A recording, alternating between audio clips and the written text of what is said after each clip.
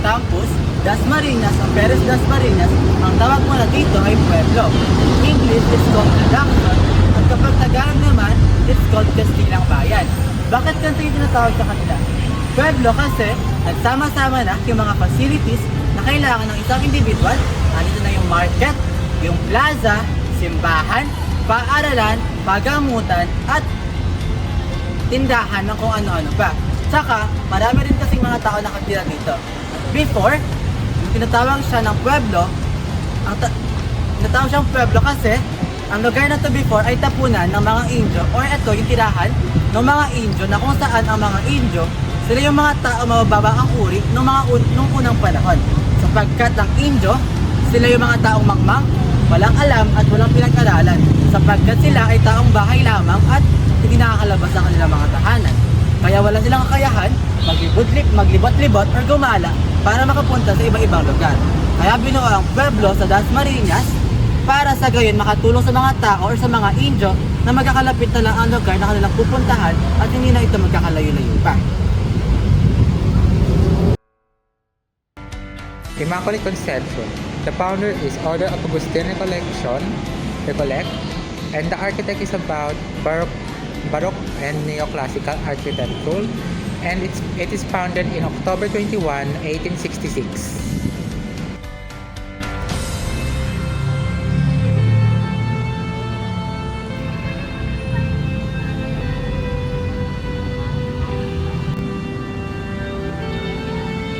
Dasmariñas is a city that blends agricultural roots, historical significance, and modern identity.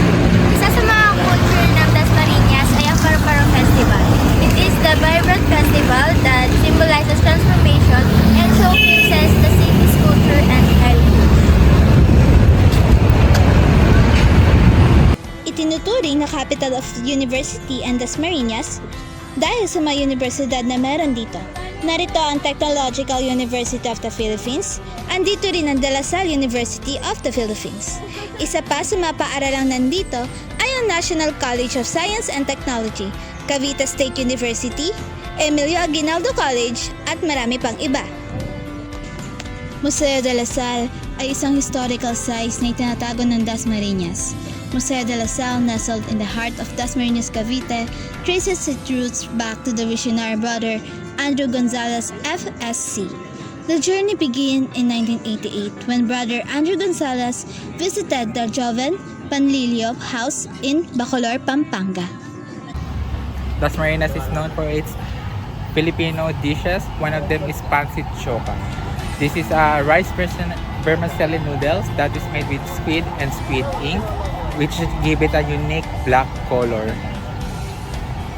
Also crispy lechon quality. This is a perfectly fried pork belly with crispy golden skin and is often served with liver sauce, and you can find it in most restaurants in Dasmariñas. Ang dialekto na pinakaginagamit ng mga Dasmariñeño ay Tagalog. At alam nyo ba na ang Dasmariñas ay kilala bilang sa kanilang strong religious faith and devotion. At karamihan sa mga Dasmariñeño ay Roman Catholics, and their beliefs are more centered on God, family, and community. So, alam nyo ba, ang population ng Dasmariñas ay 839,131 individuals na pinamumunuan lamang ito ng ating mayora na si Mayor Jenny Barzaga at ng Vice Mayor na si Third Barzaga at ang Congress naman ng Dasma na si Kiko Barzaga.